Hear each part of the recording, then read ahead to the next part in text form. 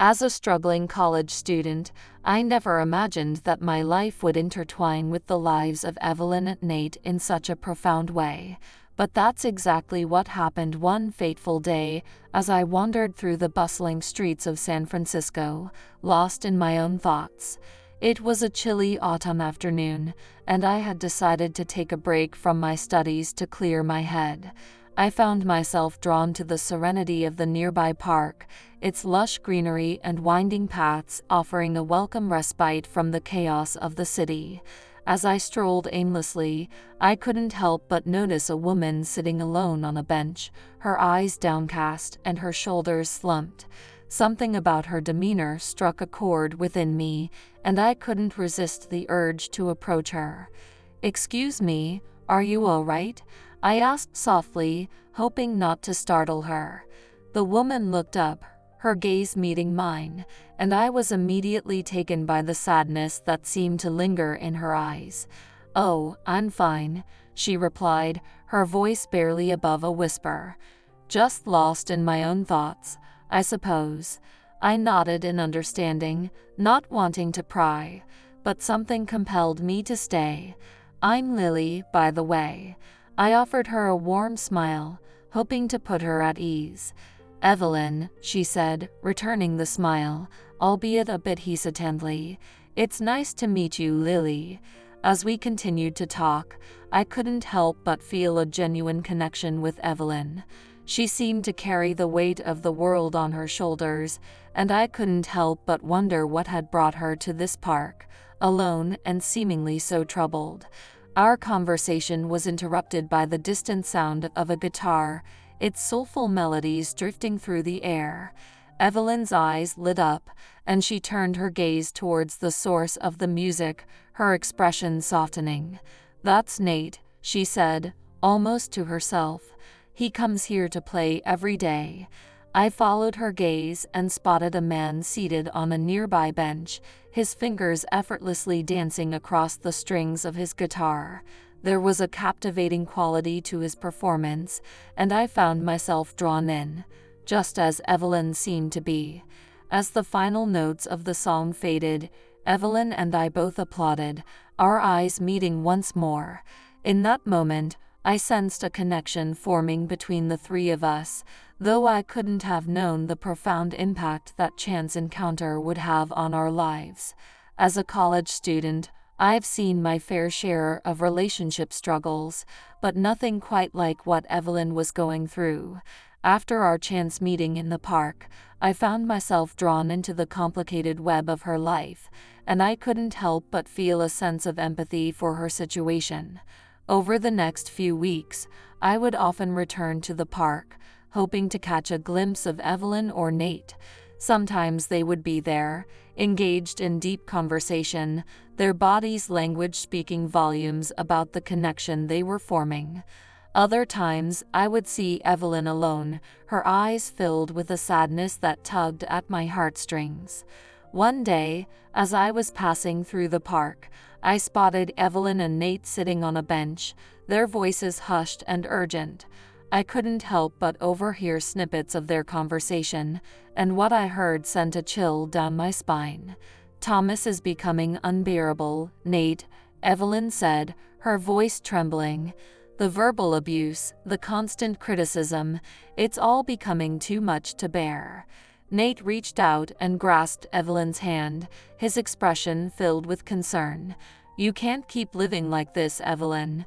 You and Lily deserve so much better." Evelyn shook her head, her eyes brimming with tears. "I don't know what to do. My parents keep telling me to just endure it, that it will get better. But I can't, Nate. I just can't." Hearing Evelyn's anguish, I felt a sense of helplessness wash over me. I couldn't begin to imagine the pain she must be going through, trapped in a marriage that was slowly destroying her. As the days passed, I continued to observe Evelyn and Nate's interactions, and it became clear that their relationship was evolving into something more than just a friendship. The way they looked at each other, the gentle touches, the shared laughter, it all spoke of a deep, unspoken connection that was blossoming despite the challenges they faced. But with that connection came an underlying tension. As Evelyn's home life continued to deteriorate, I would often see her arrive at the park, her eyes red from crying, her demeanor visibly more withdrawn. Nate would be there, offering a comforting embrace, his expression filled with a mixture of concern and determination. It was heartbreaking to witness, and I couldn't help but wonder how much longer Evelyn could endure this torment. I wanted to reach out, to offer her a listening ear and a shoulder to lean on, but I knew that this was a battle she would have to fight on her own. As I walked away from the park that day, I couldn't shake the feeling that something had to give, that Evelyn's situation was reaching a critical point, and the choices she made in the coming days would shape the course of her life forever. As I continued to witness the deterioration of Evelyn's marriage, my heart ached for her and her daughter Lily. The tension between Evelyn and her husband Thomas seemed to grow with each passing day, and I couldn't help but feel powerless to help them. One afternoon, as I was making my way through the park, I spotted Evelyn hurrying along the path, Lily by her side. Lily's face was streaked with tears, and Evelyn's expression was one of pure anguish. Without hesitation, I approached them, hoping to offer some comfort. "Evelyn, Lily, what's happened?" I asked, my voice filled with concern. Evelyn's eyes met mine, and I could see the fear and desperation in them. "Oh, Lily," she said, pulling her daughter into a tight embrace. "It's been a terrible day. Thomas, her voice trailed off, and Lily let out a muffled sob. "Can I help?" I asked, unsure of what else to say. Evelyn took a deep breath and then turned to me. "I'm leaving him, Lily and we can't stay there anymore, not with the way he's been acting." "Where will you go?" I asked, my brow furrowing with worry. "I don't know," Evelyn admitted, her gaze darting around the park, as if searching for an answer. "I have nowhere else to turn." It was in that moment that Nate approached, his guitar case slung over his shoulder. "Evelyn, Lily," he said, his expression one of concern. "What's going on?" Evelyn turned to Nate, her eyes pleading. "Nate, I need your help. I've left Thomas, and I don't know where to go." Nate's eyes widened, and he quickly set down his guitar case.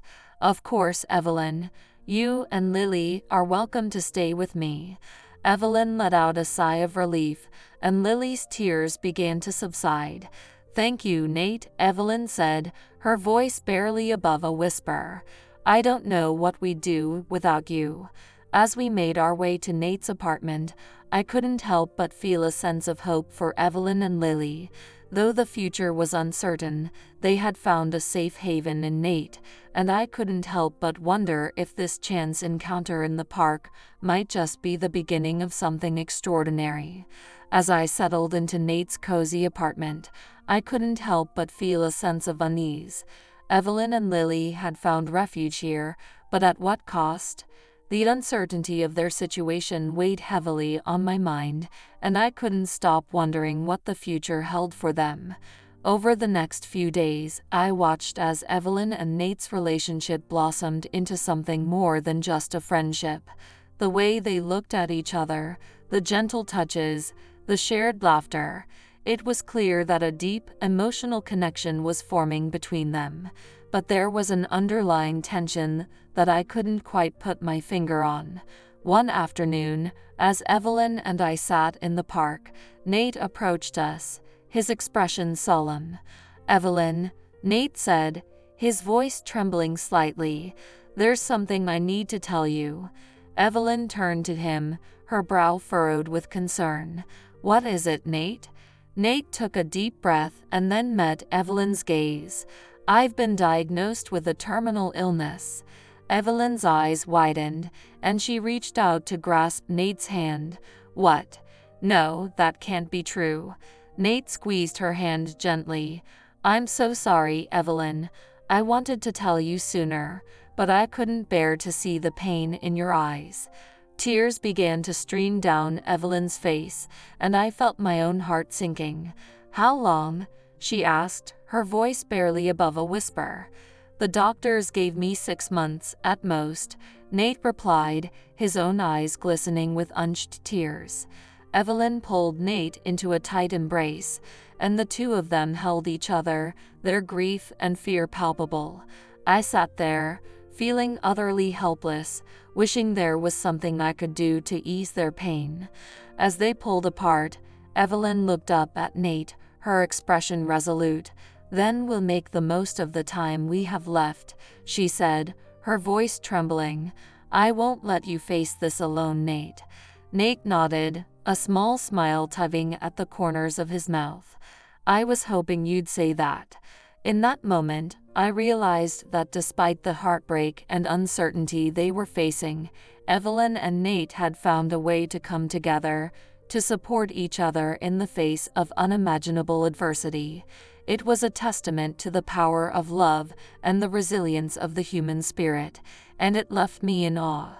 As we sat there, the weight of Nate's revelation hanging in the air, I couldn't help but wonder what the future held for them.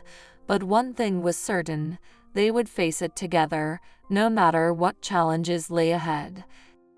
In the days that followed Nate's revelation, I couldn't help but be in awe of the strength and resilience that Evelyn and Lily displayed. Despite the overwhelming grief and uncertainty they faced, they stood by Nate's side, determined to make the most of the time they had left together. As I spent more time with them, I couldn't help but notice the profound change that had come over Evelyn. The weight of the world that had once weighed so heavily on her shoulders seemed to have lifted, replaced by a newfound sense of purpose and connection. Nate, too, seemed transformed. The burden of his illness no longer weighed him down, and he embraced each moment with a renewed passion and appreciation for life. Together, Evelyn and Nate navigated the challenges of his deteriorating health, their bond growing stronger with each passing day. I would often find them in the park, lost in conversation, their hands intertwined as they shared their dreams and fears. Lily would join them, her presence a comforting reminder of the life they were fighting for. "I'm so grateful to have you both in my life," Evelyn would say, her eyes shining with unshed tears. "I don't know what I'd do without you." Nate would squeeze her hand, a warm smile spreading across his face. "And we're grateful to have you and Lily. This time we have together, it's a gift." Listening to their words, I couldn't help but be struck by the depth of their connection. Despite the looming shadow of Nate's illness, they had found a way to embrace the present, to cherish every moment they had left. As the weeks passed, I witnessed the transformation in Evelyn and Lily. The fear and uncertainty that had once clouded their eyes had given way to a renewed sense of hope and purpose. They had found a home in Nate's cozy apartment, a place where they could feel safe and loved. And Nate, in turn, had found a sense of fulfillment and peace that had eluded him for so long. His music had always been a source of joy, but now it had taken on an even deeper meaning, a way to create lasting memories and leave a legacy for those he loved. It was a bittersweet and deeply moving experience to witness their journey, a testament to the power of love and the resilience of the human spirit. In the face of unimaginable adversity, Evelyn, Lily, and Nate had forged an unbreakable bond, one that would carry them through the challenges that lay ahead. As Evelyn, Lily, and Nate settled into their newfound life together, I couldn't help but feel a sense of unease. The peace and contentment they had found in each other's company seemed fragile, as if it could shatter at any moment. My fears were realized one afternoon when I arrived at the park to find Evelyn and Lily huddled together, their faces etched with fear. Nate stood protectively in front of them, his expression stern and unyielding. "Thomas," Evelyn said, her voice trembling, "he's been harassing us, showing up at the apartment and demanding that I come back home." Nate's brow furrowed with concern. What did he say? He's threatening to take Lily away from me, Evelyn replied, her grip on her daughter's hand tightening. He's completely lost it. Lily looked up at Nate, her eyes pleading. Nate, you have to help us. We're so scared. Nate nodded, his expression resolute. Don't worry, Lily. I won't let him hurt you or your mother. Just then, a tall, imposing figure emerged from the shadows, his eyes burning with rage. Evelyn, Thomas bellowed, his voice echoing through the park. Get over here, right now. Evelyn instinctively stepped back, her body trembling. Thomas, please, you need to leave us alone. Thomas advanced towards them, his fists clenched. Like hell I will. You're my wife, and you're coming home with me. Nate stepped forward, placing himself between Thomas and Evelyn and Lily. I think it's time for you to leave, Thomas, he said, his voice calm but firm. Thomas sneered at Nate, his eyes narrowing. And who the hell are you to tell me what to do? I'm the man who's going to protect Evelyn and Lily from your abusive behavior, Nate replied, his stance unwavering. The two men stood face to face, the tension in the air palpable. I held my breath, unsure of how the situation would unfold. Finally, after what felt like an eternity, Thomas took a step back, his expression twisted with fury. This isn't over, Evelyn, he spat. You'll regret the day you turned your back on me. With that, he turned and stalked away, leaving Evelyn, Lily, and Nate shaken but unharmed. As we watched him disappear, Evelyn let out a shaky breath. Thank you, Nate. I don't know what we'd do without you. Nate pulled Evelyn and Lily into a tight embrace, his expression filled with a quiet determination. I'll always be here to protect you, he said, his voice soft but resolute. In that moment, I realized that the consequences of Evelyn's decision to leave Thomas would be far-reaching and unpredictable. The safety and security they had found in Nate's home was now under threat, and the future they had so tentatively built together hung in the balance. As the days passed, the sense of unease I felt only grew stronger. Thomas' threats had thrown Evelyn, Lily, and Nate's newfound sanctuary into disarray, and I couldn't help but worry about what the future held for them. Nate, ever the pillar of strength, did his best to reassure Evelyn and Lily, but I could see the toll it was taking on him. His illness had progressed, and the doctors had given him mere months to live. Still, he refused to let that deter him from his mission to protect the family he had come to love. One afternoon, as Evelyn, Lily, and I sat in the park, Nate joined us, his expression somber. Evelyn, Lily, Nate said, his voice barely above a whisper. There's something I need to tell you. Evelyn reached out and grasped his hand, her eyes filled with concern. What is it, Nate? Nate took a deep breath, his gaze shifting between the two of them.